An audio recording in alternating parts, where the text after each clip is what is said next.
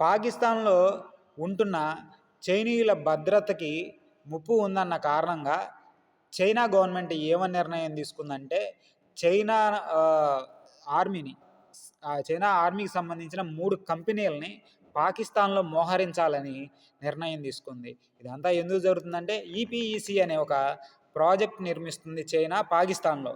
అయితే చైనా, పాకిస్తాన్ బాయి బాయి అని నిర్మించుకుంటున్న ఈ ప్రాజెక్ట్‌లో చైనా ఇంజినీర్లు, కార్మికులు కొందరు ఏమయ్యారంటే పాకిస్తాన్‌లో కొంతమంది చనిపోయారు, దాడులకు గురయ్యారు. దీనివలన ఏమైతుందంటే ఈ ప్రాజెక్ట్ ఆపుకోలేరు గదా! వాళ్ళు చనిపోతున్నంత మాత్రాన.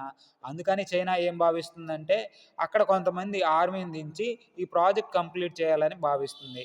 అయితే దీని వలన పాకిస్తాన్ ఆర్మీ కూడా వాళ్ళ బడ్జెట్‌ను కొద్దిగా పెంచింది సైన్యం కోసం.